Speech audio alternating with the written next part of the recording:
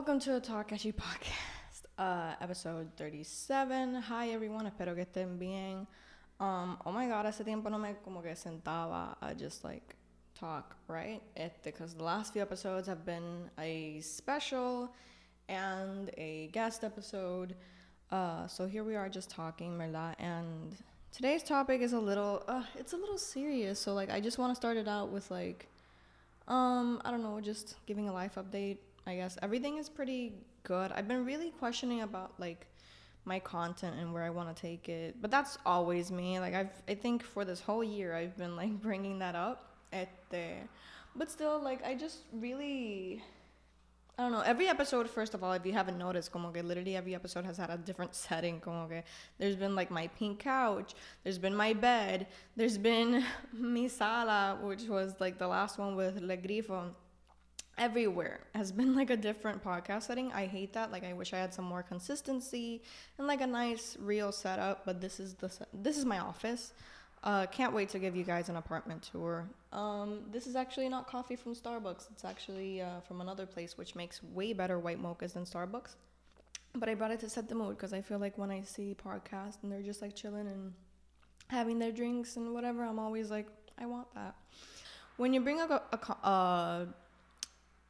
topic that's as controversial maybe as this one, pues como que tienes que de verdad pichar qué cree la gente, porque you're just not gonna express yourself then. You're gonna think about like how people are gonna perceive it and not in the message that you want to bring. So de verdad quiero dar este mensaje. Wow, okay, como si fuera una política or whatever. Quiero just like talk about this and not really think about how people are gonna take it, because that's not the point. Well, it may be a little bit the point, but today I want to talk about parasocial relationships, fake wokeism. Let's take that with a grain of salt, because they were like, it's not even fake wokeism. I don't even feel comfortable using the term woke así, like, to try to not bash it, but like, you'll see what I mean in a bit, because it's mainly people that are not those oppressed groups partaking in this. So quiero discutir eso. And just, that really is the gist of it. Just like online, ¿verdad? I don't even know how to start this really, because I am that nervous. Pero I guess I do want to start with two things. First of all, I quit Twitter. I don't know if that's like the subject of this episode, but I quit Twitter, and it's been one of the best things I've done in a while. I still have my, the TALKESHI pod Twitter is still there because, like content and stuff. I want to be active also on like what's going on in the world and whatnot, but I'm not there as me, and I'm not there like 24/7 like I used to be, which is great. I think we all need to quit some stuff. Twitter was something that I really needed to quit for a lot of reasons. Como que not only would I see some takes that just would want to make myself suffocate with a candy wrapper bar. That sentence made no sense. But also, just like, en mi primer episodio ever de TALKESHI, yo hablé de como que if something is cringy and problematic, call it out. But if something is just cringy, just mind your business. And I would see a lot of cringy stuff that wasn't problematic, so I'd just be like, I'm gonna walk away and not, But why would I keep on reading these things? Why would I keep on making that a part of me? Like, so me salí. Life has been way better since, trust me. It's not everyone on Twitter, but it's like, too many people on Twitter for me to just like stay. And second, I actually want to talk about, and I usually don't talk, I have in the past, pero I usually don't talk about YouTuber drama or whatever, even though I'm always like up to date with all the YouTuber drama. That frenemy shit, I don't know if anyone was like, I would watch frenemies every week. Sorry, that's embarrassing. You can leave the podcast right now. But I would watch frenemies every week, so I watched all that go down, and wow, like crazy shit. But anyway, there has been some other stuff though, which is like, I doubt que muchos de ustedes sepan quién es, but Creepshow era una YouTuber. You'll see why I say era.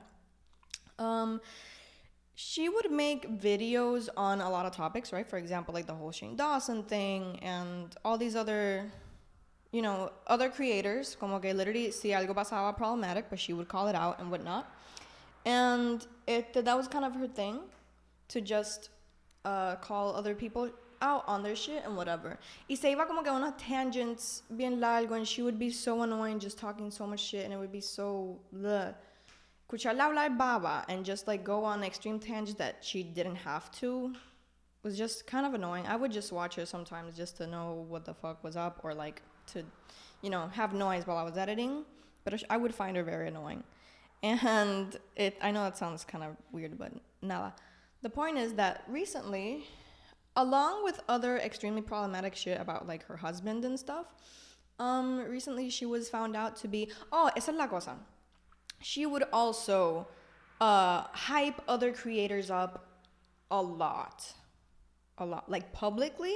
She would talk to these creators como que, like, you are a ray of sunshine, you are everything, you don't deserve to be like así, like this will be very relevant cuando hable de what I want to talk about. But if a person on the internet like this, that you don't really know that well, that you're just kind of like sharing a space online and whatnot, treats you this way and you don't know them this well, run. Or at least like establish a boundary, like, hey, I don't know you like that. Because I feel like too many people online son así como que, like, we are not besties. I'll repeat that probably in the future, but I just wanted to say that. It's so annoying cuando like gente que no conoces treat you that way and kind of cross that boundary without even realizing it. Anyway, she would be like that. ¿Verdad? Con muchos creators publicly, she would hype them up. She would do this, she would do that. Like, she created alliances. Literally, being online in these spaces is really like being on Game of Thrones. Like, a lot about being on the internet is creating alliances when you share these types of creative or activist spaces, in my opinion. Not even activist, just like a lot of these like spaces where certain things are discussed. I feel like it is a lot of alliances, a lot of like pat my back, I'll pat yours, like. And it creates like this fake sense of like friendship when it's really not. It's just online acquaintances, online literally alliances, like I said.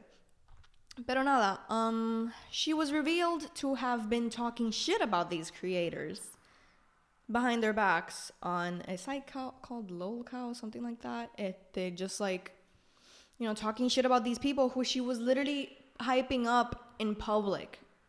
That's disgusting. And not only that, but she not only would talk shit about them and say, oh, I think they're like this, oh, I think they're just so whatever, just really spilling the beans on how she really felt. Fucking hypocrite. She would also use slurs, I think homophobic and transphobic slurs on there. So it's like she was calling people out publicly on her YouTube channel and being like, you are this, you are that, getting on her soapbox, while she was being problematic herself, thinking that no one was going to catch her because she was trying to pass as someone else. Now, I feel like this is relevant to what I'm going to talk about, because I do feel like there are a lot of people... I feel like there are a lot of people like this en las redes, en like los espacios que compartimos aquí en Puerto Rico, como que like, I know it's kind of weird, but I do feel like people between the ages of 20 and 30 literally, or like not even 20 and 30, let's say like 17, 30, definitely we share like a kind of online space where we share a lot of the same values. I feel like this generation is also very, pro human rights, pro anti everything bad, which is great. And honestly, look, Twitter de verdad que es un sitio donde yo he aprendido a desaprender muchas cosas, and honestly to, form myself in my opinions about what's right and what's wrong in the world. And I think that's great. But it can also be a place, a space where a lot of fakeness comes through. I feel like this is gonna sound, that's the thing, I sound like a hater, and I tend to be very antisocial, and I know people are like, we need community and whatnot, and I'm like, not only do I have social anxiety, but it is also hard to really believe a lot of things that these people say, or really just like, I don't know, making friends when you don't trust them completely, I guess. And I have, merit or credit or whatever, I have reason to not believe that everyone is 100% genuine. So it's kind of like, I don't know why you want me to be friends with you, or I don't know why you treat me so nicely, because it's like, But anyway, so a lot of these friends are, however, genuine, or at least have treated me very genuinely, that I don't have. Like, here's the thing with all this shit that I'm talking. Cuando yo digo que, like, there's fakeness, there's, like, fake, wokeism or whatever, I literally have no one in mind. I can't really be like, oh, I'm thinking about this person who's, like, just so...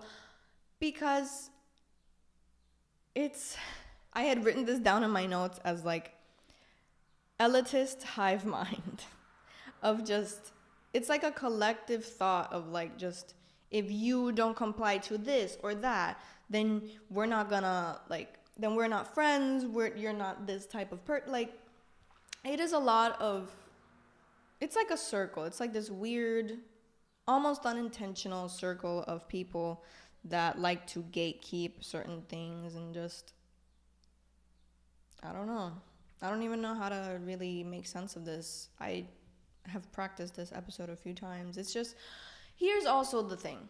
You know what? Like, this is another point that I really wanted to make that I think is just so pertinent to all of this. A lot of people are good activists, bad people. There's a lot of bullying. Like, treat people with empathy, bitch. Like, kind of like that. This is the only lane that I can really, like, assess, so I will. I'm a feminist, and I just think that this is how society should treat women and all that stuff. Like, I can say all that. Like, the fuck? Who's gonna tell me, a woman, how to tell men, like, how to fucking treat us? No one. Because, like, you can't do that to me. Like, as like a man, you can't tell me how to talk shit about people. I don't know if you are getting my point, but it's like if, like, online I'm doing all that stuff. I'm like, men need to treat women with empathy, and men need to respect our spaces and all that stuff. And then in real life, or just as a person, I'm like, oh, but this bitch is fat.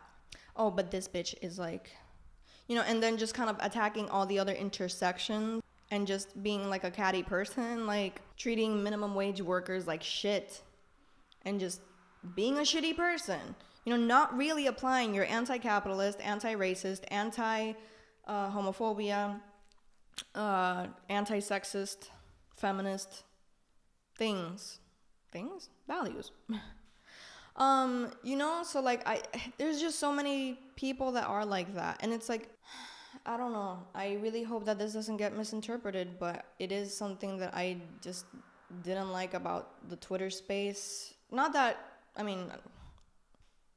feel like Twitter is a great space for like learning and stuff, but also like it's not that big on Instagram maybe. I don't know how how like the crossover between Instagram and Twitter is, but I feel like I don't know. I like the space more on Instagram, I guess. It's like the only other online space that I'm in. It's the only one because I'm not really on Facebook. I'm not on Twitter anymore. But yeah, listen, like there's another thing that I want to bring up that's like I do kind of want to talk about the issues a bit. I actually didn't get to talk about the issues that much. Like I only got to thank people and stuff, but the experience was great. Like I said, like literally nothing bad happened except for like it going up like 45 minutes earlier.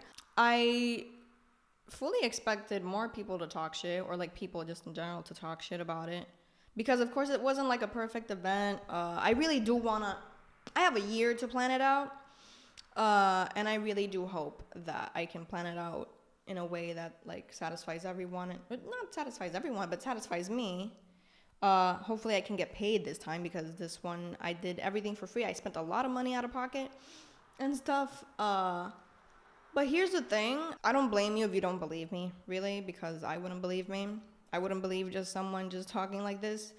But if I'm speaking from the heart, I did do this out of like the goodness of my heart, I really wanted to promote a lot of creators that I really like and that other people really liked and that were really popular but like deserved the recognition for their hard work and their creativity.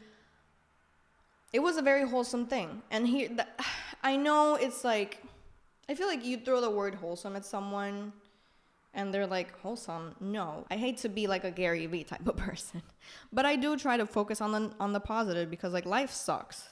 You know, life sucks so much that I try to focus on or at least strive for the positive. You know, I don't focus on the positive because if you don't focus on the negative, nothing good happens. If you strive for the positive, then positive things will happen, right? I guess. People like to be negative just because, or like people, and I guess I'm not just talking about the issues, I'm talking about just in general, like when someone comes up with like a genuine, real, wholesome thing, people can't really appreciate that. I don't know, like it's just kind of weird. I don't know, I guess I'm also, I mean, not to be like, yo no soy de área metro, you know, I'm a country girl or whatever. I'm not really a country girl, but I'm not from like that group of people de la metro, because that is like it's a different world, which isn't really, you know, I share my values way more with people del área metro than people from, you know, than locals.